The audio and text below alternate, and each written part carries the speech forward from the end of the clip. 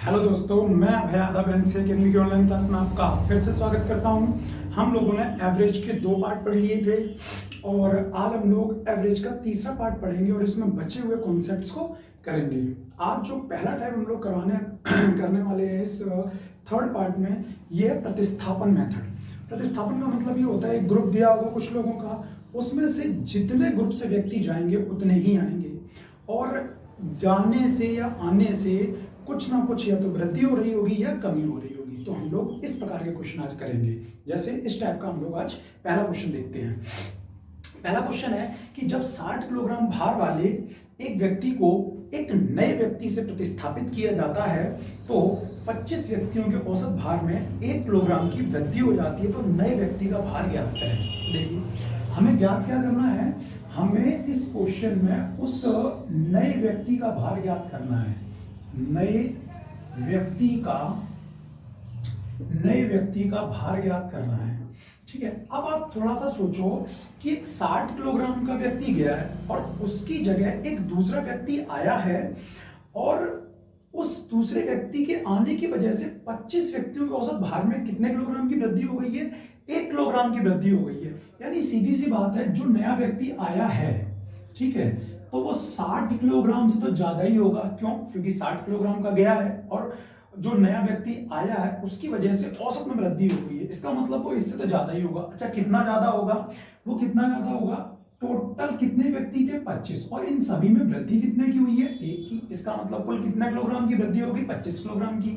मतलब वो 60 का तो होगा ही होगा, साथ में 25 किलोग्राम और लेके आया अपने साथ में। इसका मतलब वो हकीकत में कितने किलोग्राम का होगा? तो 60 और 25 कितना हो जाएगा? 85 किलोग्राम। आपको समझ आ गया होगा, इसमें कोई दिक्कत वाली बात ही नहीं है। ठीक है, ये जो बंदा आया है वो आएगा 85 किलोग्राम का। ठीक है, इसी प्रकार का एक क्वेश्चन और देखते हैं।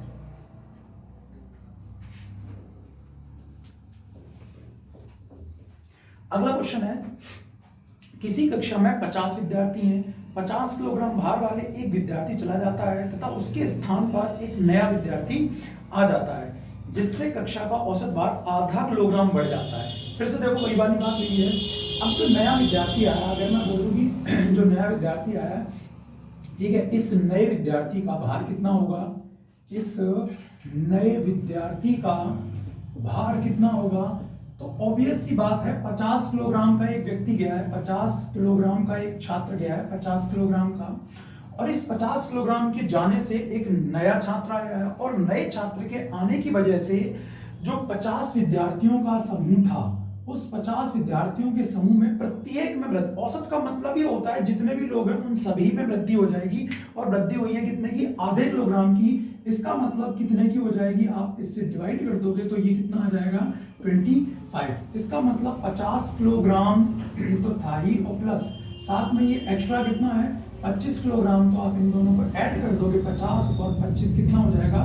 75 किलोग्राम। अर्थात जो नया छात्र आया है वो कितने किलोग्राम का होगा? 75 किलोग्राम का होगा। ओके, अब देखते हैं, जरूरी नहीं कि एक ही छात्र जाएगा, एक ही छात्र आएगा। इसकी जगह 2-2 भी हो सकते हैं, 3-3 भी हो सकते हैं। कॉन्सेप्ट सेम रहेगा। जैसे अगला क्वेश्चन देखते हैं।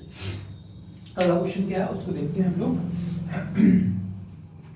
अगला क्वेश्चन है, यदि 30 और 34 वर्ष के 2 व्यक्तियों के स्थान पर, अब देखिए, अब 2 व्यक्ति जाएंगे तो 2 ही व्यक्ति आएंगे। प्रतिस्थापन का मतलब यही होता है कि जितनी चीज गई है उतनी ही चीज वहां पर आ जानी चाहिए। तो लिख रखा है कि यदि 30 और 34 वर्ष के 2 व्यक्तियों के स्थान पर 2 नए व्यक्ति एक समूह में शामिल कर दिए जाते हैं तो 8 व्यक्तियों के उस समूह की औसत आयु में 3 वर्षों की वृद्धि हो जाती है। तो उन 2 नए व्यक्तियों की औसत आयु कितनी है? तो आप जरा ध्यान से अगर देखें तो जो 2 नए व्यक्ति हैं उनकी औसत आयु हमें निकालनी है। 2 नए व्यक्तियों की औसत आयु निकालनी है। और जो दो व्यक्ति थे वो गए हैं, वो कितने कितने साल के थे? एक था 30 साल का जो गए हैं। ठीक है, जाने वाले विद्यार्थी, ऐसे लिख देता हूं, जाने वाले, ये सिर्फ आपको समझाने के लिए लाइन है, अदरवाइज इनका कोई यूज नहीं। जाने वाले विद्यार्थियों की औसत आयु, जाने वाले विद्यार्थियों की औसत आयु, मैं फिर से बोल रहा हूं, ये लाइन सिर्फ आपको समझाने के लिए, अदरवाइज ये डायरेक्टली हो जाएगा आराम से। एक जो छात्र था वो था 30 साल का और जो दूसरा छात्र था वो था 34 साल का। 34 ईयर का। अब अगर मैंने क्या लिखा है, जाने वाले विद्यार्थियों की औसत आयु, और औसत का मतलब मैंने आपको क्या बताया था, जितने भी डाटा हो या जितने भी लोग हैं उनकी आयु का योगफल और बटे जितने लोग हैं उनसे मैं भाग लगा देना है। तो ये आपका कितना हो जाएगा, ये 30 और 34 कितना हो जाएगा 64, और इस 64 में अगर आपने 2 का भाग लगाया तो ये कितना हो गया 32, 32। ठीक है, ये 32 आयु है तो हम इसको लिख देंगे वर्ष में। इसका मतलब जो विद्यार्थी गए हैं 2, उनकी आयु का जो औसत है वो कितना है 32। अब जो 2 नए आए हैं उनके आने की वजह से 8 व्यक्तियों के समूह में 3 वर्षों की वृद्धि हो गई। तो सीधी सी बात है, जो आए हैं ठीक है उनकी जो औसत आयु होगी इनसे तो ज्यादा ही होगी। कितनी ज्यादा होगी, देखिए कितनी ज्यादा होगी, जो नए आए हैं ठीक है 2 नए आने वाले विद्यार्थियों की औसत आयु देखिए मैंने आपको क्या समझाया है कि 32 साल के तो वो होंगे ही होंगे, प्लस इन जो 2 नए आए हैं इनकी वजह से औसत में वृद्धि हुई है, और टोटल लोग हैं कितने 8, और कितने की वृद्धि हुई 3 की। तो 8 की वृद्धि कितने की हो जाएगी, ये हो जाएगी 24, और ये 24 की वृद्धि होगी कितने लोगों में, भाई 2 ही नए लोग तो आए हैं। ठीक है, इसका मतलब औसत में जो वृद्धि होगी वो होगी कितने की 12 की। इसका मतलब 32 तो ऑलरेडी होंगे ही, 12 की और हो जाएगी 32 और 12 कुल मिला के कितना हो जाएगा 2 और 2 हो गया 4, 3 और 1 कितना 4। इसका मतलब जो नए छात्र आए हैं उन दोनों छात्रों की औसत जो आयु है वो कितनी होगी 44 वर्ष होगी। ये देखिए ये लाइनें सिर्फ आपको समझाने के लिए है, अदरवाइज इन लाइनों को छोड़ के हम लोग डायरेक्टली करेंगे तो क्वेश्चन बहुत ही इजी और बहुत ही कम स्टेप में हो जाएगा। ओके, अब देखते हैं हम लोग इसी प्रकार का एक और क्वेश्चन ताकि आपकी अंडरस्टैंडिंग बेटर हो सके। अगला क्वेश्चन देखिए, अगला क्वेश्चन है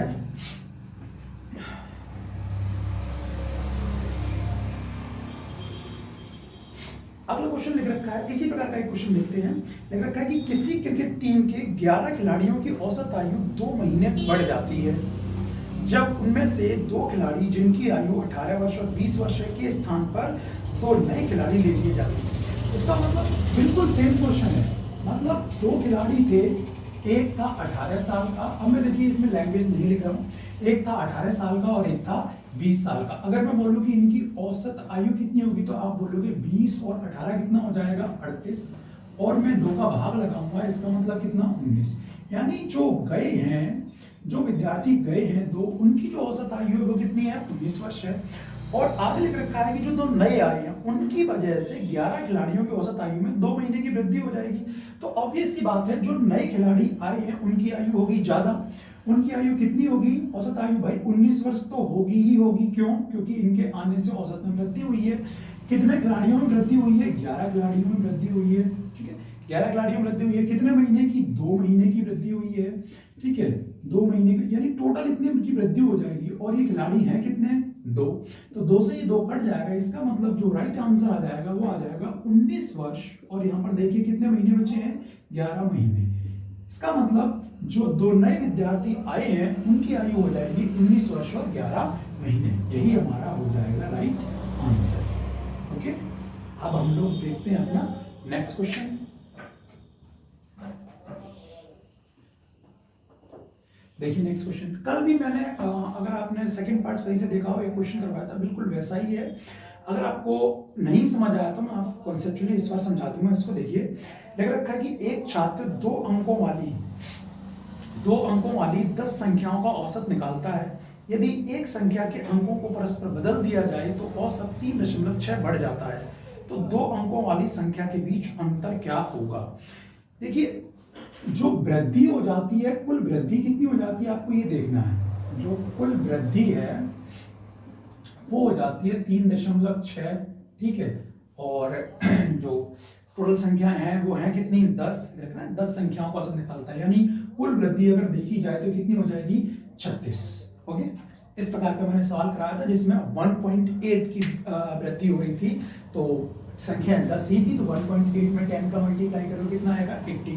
और उसको हमने हिट एंड ट्रायल मेथड से किया था जिसमें एक संख्या हमने मान ली थी 35 और उसका जो अपोजिट हो जाएगा उल्टा हो जाएगा वो हो जाएगा 53। तो अब ये देखिए हमें लाइन को लिख के रखा है, सवाल को समझिए। लिख रखा है एक छात्र 2 अंकों वाली 10 संख्याओं का औसत निकालता है। जो संख्या है वो कितने अंकों की है 2 अंकों की है। यदि एक संख्या के अंकों को परस्पर बदल दिया जाए। अब थोड़ा सा आप समझ लीजिए कॉन्सेप्ट ताकि आपको अच्छे समझ आ जाए। जैसे मैंने यहाँ पर लिखा ये 23, तो आपको देखिए 23 का जो अपोजिट हो जाएगा वो कितना हो जाएगा 32। ठीक, तो अगर मैं यहाँ पर इनका डिफरेंस लेने की कोशिश करूँ तो आप देखेंगे 12 में से 3 गया कितना आएगा 9। ओके, यानी जो इनका डिफरेंस आएगा यहाँ पर वो आएगा कितना 9। ठीक है, अब आप ये मत देखना कि नीचे संख्या बढ़ी है तो माइनस का, मैं डिफरेंस की बात कर रहा हूँ। डिफरेंस का मतलब होता है दोनों के बीच का अंतर कितना, माइनस और प्लस से मतलब नहीं। अगर मैं घटाता तो आप इसमें आंसर माइनस को लिखिए। ओके, जैसे मैंने यहाँ पर लिखा कुछ भी आप संख्या ले सकते हैं। मैंने यहाँ पर लिख दिया 25 और 25 का ऑपोजिट जाएगा 50, तो उल्टा इसका। तो 12 में से 5 गया 7 और 4 में से 2 गया 2। तो ये देखिए जो ये डिफरेंस आया है ये भी डिविजिबल है किससे 9 से। और ले लेते हैं कोई भी ले लीजिए, जैसे मैंने 84 लिया, 84 का उल्टा कितना हो जाएगा 48। अगर इनका डिफरेंस मैं निकालूं तो 14 में से 8 गया 6 और 7 में से 4 गया 3। ये देखिए कितना आ गया 36 आ गया। हम चाहें तो यही संख्या ले सकते हैं क्योंकि इन दोनों हेड इन ट्रायल मेथड यही होता है, क्योंकि इन दोनों का जो डिफरेंस है वो कितना है 36 है और यहाँ पर भी कितना 36 है। बट मैं आपको कॉन्सेप्ट बताऊंगा। अब देखिए ये जो संख्या है ये वो भी डिविजिबल है किससे 9 से। इसका मतलब किसी भी दो अंकों की संख्या को अगर परस्पर बदल दिया जाए और उनका अंतर निकाला जाए तो सदैव डिविजिबल होगा किससे 9 से। इसका मतलब ये संख्या भी डिविजिबल होगी किससे 9 से। तो हमें यही पूछा गया हमसे, तो दो अंकों वाली संख्या के बीच का अंतर कितना होगा, दो अंकों वाली संख्या के बीच का अंतर कितना होगा, यानी जो अंतर होता है, जो डिफरेंस होता है वो सदैव डिविजिबल होगा किससे 9 से। इसका मतलब जो अंतर आ जाएगा वो आएगा कितना 4। और अगर आपको हिट एंड ट्रायल मेथड देखना है तो अभी मैंने आपको बताया एक संख्या अगर 48 है तो उसका अपोजिट कितना हो जाएगा 84 का 48 हो जाएगा। तो 14 में से 8 माइनस करोगे ये कितना आएगा 6, 7 में से 4 माइनस करोगे कितना आएगा 3, 36। ये देख लीजिए डिफरेंस वही है। और इन दोनों के अंकों का डिफरेंस देखेंगे आप 8 और 4 का जो अंतर आएगा वो कितना आएगा 4 आएगा। ठीक है, तो आप अच्छे से सवाल को समझ गए होंगे। अब हम लोग बढ़ेंगे अपने नए कॉन्सेप्ट की ओर। ठीक है,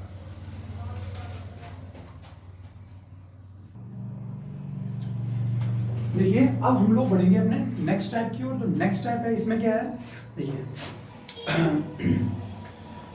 जो अगला कॉन्सेप्ट होगा, नेक्स्ट जो कॉन्सेप्ट है उसको हम लोग देखते हैं। इसमें क्या है कि जैसे कि आपको एक डाटा दिया हुआ है, काफी सारी संख्याएं दे रखी हैं और उसमें हमने हर संख्या में समान संख्या जोड़ दी है। तो आपको ध्यान रखना है कि अगर प्रत्येक संख्या में हम जितना जोड़ रहे हैं औसत में भी उतना ऑटोमेटिकली जुड़ जाएगा, या प्रत्येक संख्या में हम जितना घटा रहे हैं औसत में भी उतना ही घट जाएगा। और इसी के रिस्पेक्ट में जितना हर संख्या में हम लोग मल्टीप्लाई करेंगे तो औसत में भी उतने का मल्टीप्लाई हो जाएगा, और अगर डिवाइड करते हैं तो उतने का हो जाएगा। मैं आपको कॉन्सेप्ट के थ्रू समझाने की कोशिश करता हूँ। देखिए जैसे औसत हम लोग कैसे निकालते हैं, औसत थोड़ी देर के लिए मैं इसको मान लेता हूँ। ठीक है, औसत बराबर क्या होता है कुल संख्याओं का योगफल। ठीक है, और बटे कुल संख्याएं।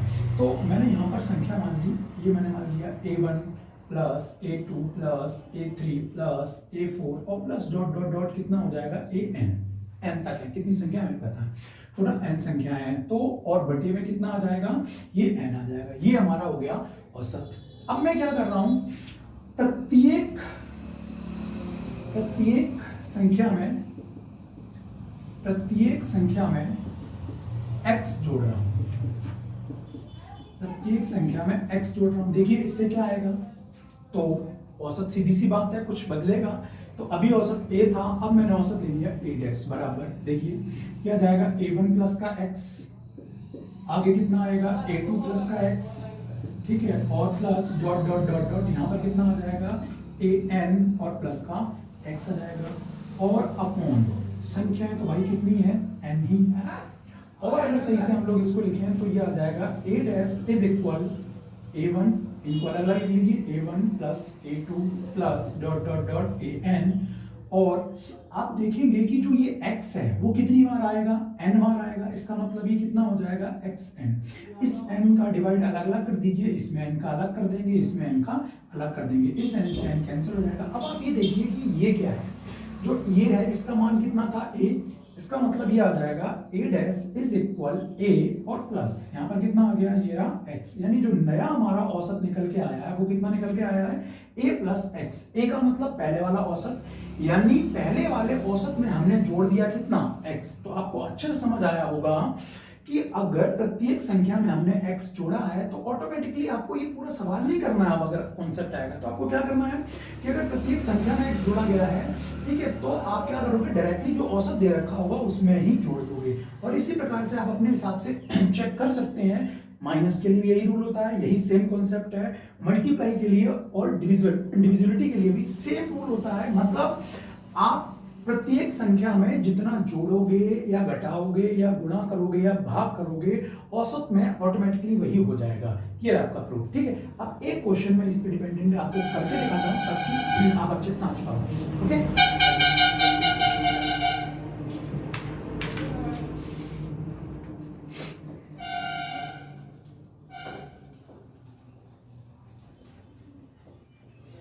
देखिए क्वेश्चन देखते हैं।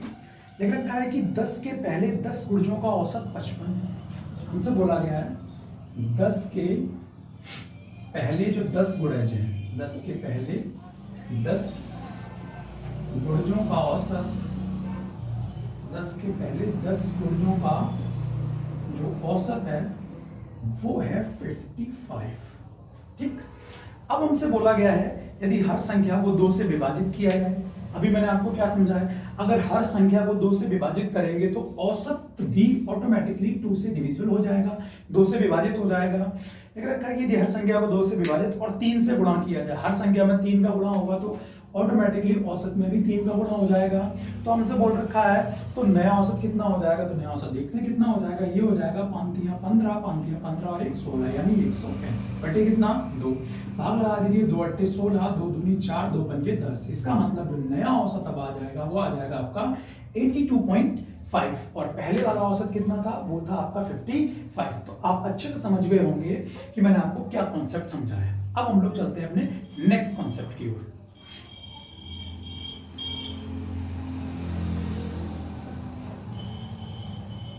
देखिए, और इस नेक्स्ट कॉन्सेप्ट का पहला क्वेश्चन देखते हैं कि कैसे क्या करना है। जैसे हमसे क्वेश्चन बोला गया है 5 क्रमागत संख्याओं का औसत n है, यदि अगली 2 संख्याओं को और जोड़ दिया जाए तो औसत में क्या परिवर्तन होगा। 5 क्रमागत संख्याओं का पहला क्वेश्चन है कि 5 क्रमागत संख्याओं का औसत, 5 क्रमागत संख्याओं का जो औसत है वो है n। अब हमसे बोला गया है कि अगली 2 संख्याएं जोड़ दी जाएं तो नया औसत क्या हो जाएगा। तो पहले इस कॉन्सेप्ट को समझते हैं, फिर आपको इस प्रकार के सवालों में कोई दिक्कत नहीं आने वाली है, ठीक है। देखिए इन्होंने 5 दिए हैं तो मैं प्रैक्टिकली थोड़ा करके देखता हूं। एक संख्या ले ली मैंने 1, ये 2, ये 3, ठीक है। 3 संख्या को लेकर देखते हैं हम लोग। तो 3 2 5 और ये कितना हुआ 6, योगफल हुआ 6 और संख्या कितनी है 3, यानी जो औसत हमारा आया वो कितना आया 2। अब इन्होंने बोला है कि 2 संख्या और लेनी है तो 2 संख्या हम लोग एक और ले लेते हैं, 1 2 3 4 और ये हो गया यहाँ पर कितना 5। तो अब योगफल अगर देखें तो कितना आ जाएगा 5 4 9 3 12 और 3 हो गया ये 15। और 15 में संख्या कितनी है 5, भाग लगाएंगे तो औसत कितना आ जाएगा, ये आ गया 3। तो आपने देखा कि पहले औसत था 2 और 2 से अब ये बढ़ गया कितना 3। इसका मतलब क्या है, इसका मतलब यह है कि यहाँ पर देखिए संख्याएं कितनी थी, संख्याएं यहाँ पर थी 3 और यहाँ संख्याएं कितनी है 5, यानी संख्याओं में वृद्धि हुई कितने की 2 की, तो औसत में वृद्धि हुई कितने की 1 की। अर्थात एक नियम हमें यहां से मिल गया कि अगर क्रमागत संख्याओं में जितने की वृद्धि होगी औसत में उसके आधे की वृद्धि होगी। अगर मैं बोलूं कि आगे की 5 संख्याएं जोड़ दी जाए तो औसत में कितने की वृद्धि हो जाएगी, तो सीधी सी बात है औसत में वृद्धि होगी 2.5 की। मतलब जितनी क्रमागत संख्याएं आगे की जोड़ी जाएंगी औसत में उसके आधे की। अब यहाँ क्रमागत संख्याएं कितनी जोड़ी गई हैं 2, यानी इसके आधे की वृद्धि होगी और 2 का जो आधा होता है वो कितना 1। और आप प्रैक्टिकली देख सकते हैं 2 से 3 हो गया, यानी औसत में जो वृद्धि हो गई है वो कितने की 1 की। अब इसी के हिसाब से मैं आपसे क्वेश्चन जो आपसे पूछा गया स्क्रीन पे लिखा हुआ है कि 5 क्रमागत संख्याओं का औसत n है और आगे की 2 संख्याएं जोड़ दी जाए तो नया औसत क्या होगा। तो आप इजीली बता सकते हो कि जो नया औसत आएगा, ठीक है, n तो होगा ही होगा, 2 संख्याएं जोड़ी हैं तो औसत में वृद्धि कितने की होगी 1 की। इसका मतलब नया औसत हो जाएगा n प्लस का 1। कभी कभी ऑप्शन ऐसे दे रखे होते हैं कि औसत में क्या परिवर्तन होगा, 1 की वृद्धि होगी 2 की कमी होगी, तो आप समझ गए होगे, आप आराम से बता सकते हो कि 1 की वृद्धि हो जाएगी। इसी के रिस्पेक्ट में हम लोग एक क्वेश्चन और देखते हैं ताकि आपको और अच्छे से समझ आ जाए। आपको लिखा हुआ है अगला क्वेश्चन, 9 क्रमिक संख्याओं का औसत m है। 9 क्रमिक संख्याओं का औसत n है। 9 क्रमिक संख्याओं का औसत, 9 क्रमिक संख्याओं का औसत जो है n यही दे रखा है। आगे हमसे बोल रखा है यदि उनमें 4 अगली संख्याएं जोड़ दी जाएं तो नया औसत क्या होगा। तो ऑब्वियस सी बात है, आप समझ गए होंगे नया औसत हम लोग कैसे निकाल सकते हैं। आगे की 4 संख्याएं जोड़ी गई हैं, अगर संख्याएं 4 जोड़ी गई हैं तो औसत में संख्याओं के आधे की वृद्धि होती है, यानी 4 का आधा कितना 2, यानी नया औसत हमारा कितना आ जाएगा n प्लस का 2। ये मैंने आपको बताया क्रमागत के लिए, सम के लिए अलग होता है, सम और विषम का रूल सेम चलता है और क्रमागत का अलग चलता है। पहले आपको ये वाली बात पता होनी चाहिए। ओके, जैसे मैं आपसे बोल दूं कि 20 संख्याओं का जो औसत है वो p है, अगर आगे की 10 संख्याएं जोड़ दी जाए तो नया औसत कितना हो जाएगा। संख्याएं मैंने 10 जोड़ी हैं तो सीधी सी बात है औसत उसके आधे की वृद्धि होगी। 10 का आधा कितना 5, तो आप बोल सकते हो p प्लस का 5, ये नया औसत हो जाएगा। ठीक, अब हम लोग बढ़ते हैं आगे की ओर। आगे जब आपको ये संख्याएं क्रमागत थी, अगर आपको सम या विषम के लिए दे दिया जाए, जैसे एक क्वेश्चन ले लेते हैं। क्वेश्चन लिखा हुआ है कि 7 क्रमागत विषम संख्याओं का औसत p है, यदि अगली 2 क्रमागत विषम संख्याएं जोड़ दी जाएं तो औसत में क्या परिवर्तन होगा। 7 क्रमागत विषम संख्याओं का औसत p है। देखिए 7 क्रमागत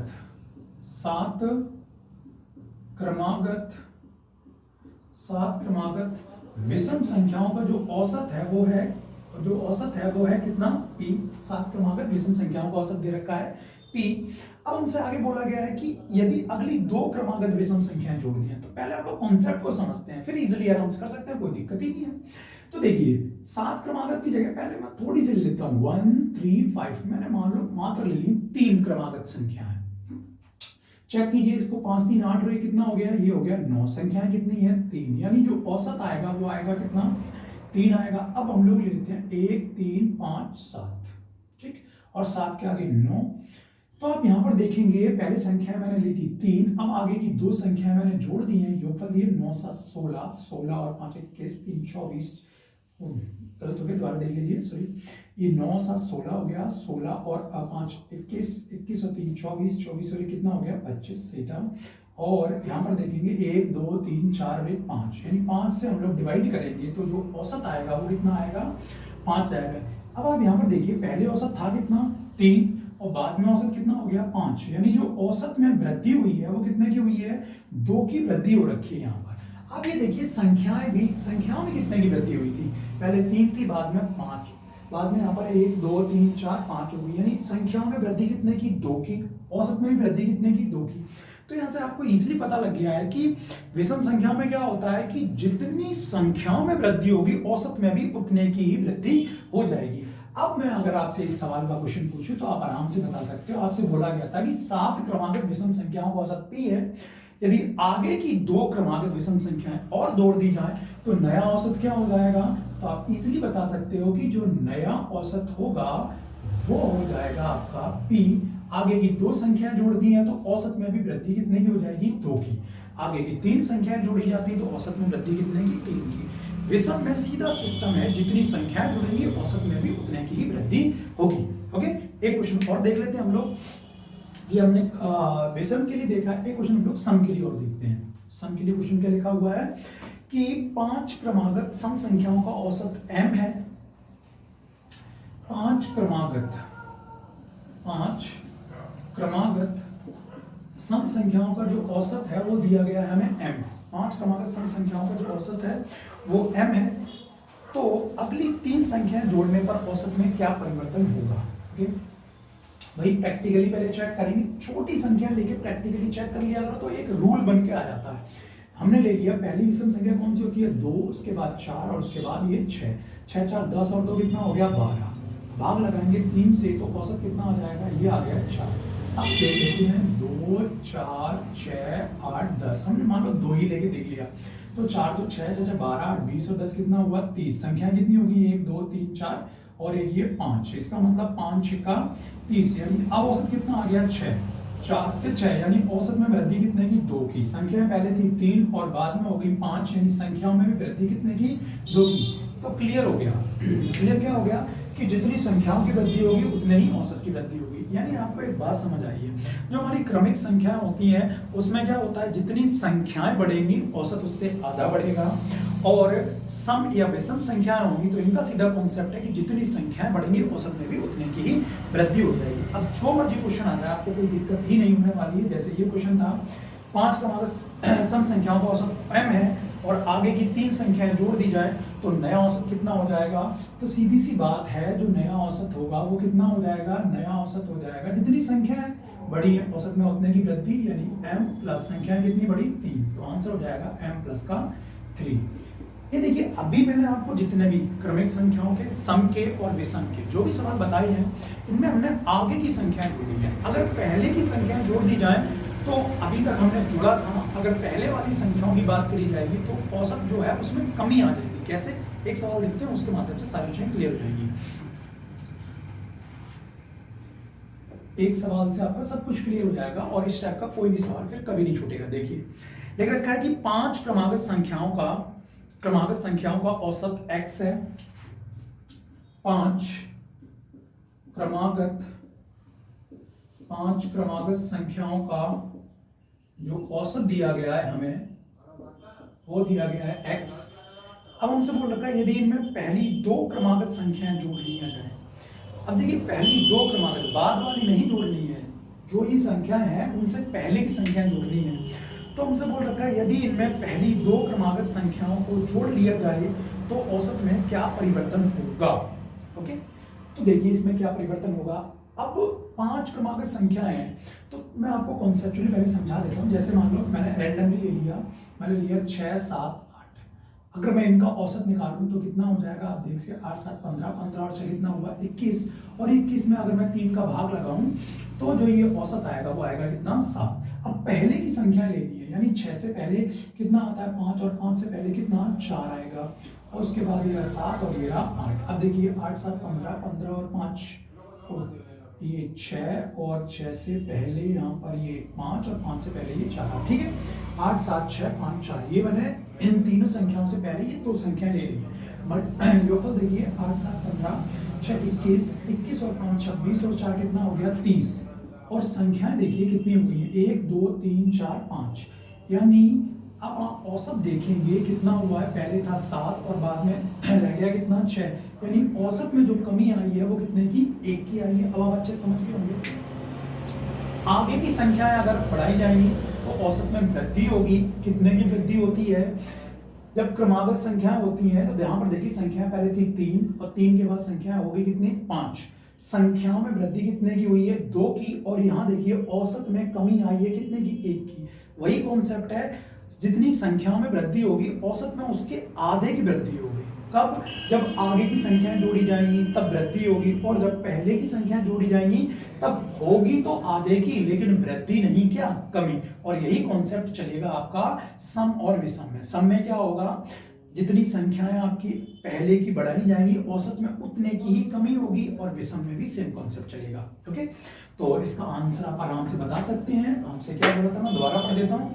लिख रखा है कि ये 5 क्रमागत संख्याओं का औसत x है। यदि इसमें पहली 2 क्रमागत संख्याएं जोड़ दिया जाए तो नया औसत क्या हो जाएगा, तो सीधी सी बात है नए औसत में 1 की कमी हो जाएगी। तो मैं यहाँ लिख के दिखा देता हूँ, ये नया औसत क्या हो जाएगा, पहले था x, अब इसमें 1 की कमी हो जाएगी, यानी वो हो जाएगा x माइनस का 1। अब आप अच्छे समझ गए होंगे। अब हम लोग बढ़ेंगे अपने नए कॉन्सेप्ट की ओर। इसमें क्या होगा, ये एक काफी अच्छा कॉन्सेप्ट है। इसमें क्या होगा कि कुछ ग्रुप में कुछ मेंबर दे रखे होंगे, और उनमें से एक मेंबर बाकी के बचे हुए मेंबर से ज्यादा कुछ खर्चा कर रहा होगा। एक सवाल मैं आपको करके दिखाता हूं, फिर आपको कॉन्सेप्ट अच्छे से समझ आएगा। जैसे लिख रखा है कि 9 व्यक्तियों में से 8 व्यक्तियों में प्रत्येक ने अपने भोजन पर 30 रुपए खर्च किए। टोटल व्यक्ति कितने, पहला क्वेश्चन है, मैं आपको ढंग से समझा देता हूं। टोटल व्यक्ति थे 9। ये देखिए 1 2 3 4 5 6 7 8 और एक ये 9, ये टोटल 9 व्यक्ति थे। तो लिखा 9 व्यक्तियों में से 8 ने प्रत्येक ने अपने भोजन पर 30 रुपए खर्च किए। मैं आपको पहले टुकड़ों में पढ़ के क्वेश्चन आपको समझा रहा हूं। 9 में से 8 ने 30 रुपए खर्च किए हैं। ये 30 रुपए खर्च किए हैं। 9 में से कितनों लोगों ने? 8 लोगों ने ये 30 रुपीस खर्च किए हैं। फिर आगे हमसे बोल रखा है उसमें 9वें व्यक्ति ने सभी 9 व्यक्तियों के औसत खर्च से 20 रुपए ज्यादा खर्च किए हैं। इसका मतलब इस 9वें व्यक्ति ने ये 30 रुपए तो खर्च किए ही किए हैं, साथ में इन सभी के औसत से कुछ रुपए ज्यादा और खर्च किए हैं। कितने? ये खर्च किए हैं 20 रुपए ज्यादा। तो ऑब्वियस सी बात है इस 9वें व्यक्ति ने इन सभी के औसत से, ठीक है, 20 रुपए अगर ज्यादा खर्च किए हैं तो बाद में ये इन्हीं से वसूलेगा। 9 व्यक्ति थे, 9वें व्यक्ति ने खर्च किए हैं तो वसूलेगा कितने से? 8 लोगों से पैसे अपने वापस लेगा। यानी एक को कितने रुपए देने पड़ेंगे? 4 दूनी 8 और 4 पंजे 20, 5 में 2 का भाग लगा यानी 2.5। यानी हकीकत में इन्हें देने कितने थे? 2.5 और अगर ऐड कर दिया जाए तो इन्हें देने थे 32.5, लेकिन इन लोगों के पास थे कितने? 30 रुपए। यानी हर किसी को देने होंगे 2.5 रुपए। यानी कुल मिला के अगर आपसे अब पूछा गया है तो उन सभी के द्वारा किया गया कुल खर्चा कितना था? तो अगर मैं कुल खर्चे की बात करूं, तो कितना हो जाएगा? एक व्यक्ति ने खर्चा किया है 32.5 का और कुल व्यक्ति हैं कितने? 9। तो टोटल खर्चा कितना हो जाएगा? 9 बना 45 की 5 आंसर 4, 9 दूनी 18 और 4 22 की 2 आंसर 2, 9 3 27 और 2 कितना?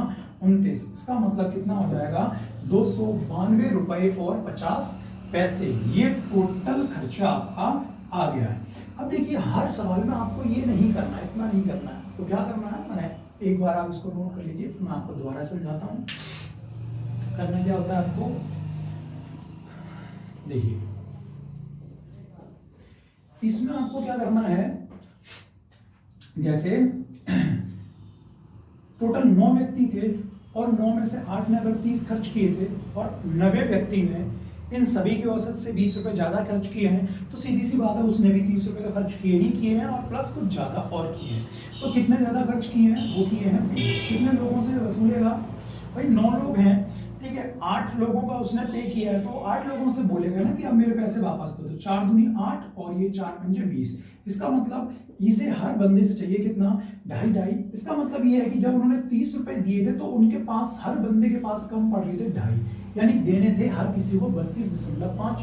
कुल व्यक्ति है 9, एक व्यक्ति पे करेगा 32.5, तो 9 का मल्टीप्लाई करेंगे, अभी मैंने करके दिखाया, 9 अपना 45 और 9 दूनी 18, 4 22, 9 3 27 और 2 कितना? 29। इसका मतलब जो कुल खर्चा आ जाएगा वो आ जाएगा 292.5। ठीक, अगर आपको नहीं समझ आया तो एक क्वेश्चन और देखते हैं, आपको कॉन्सेप्ट क्लियर हो जाएगा। अगला क्वेश्चन देखिए।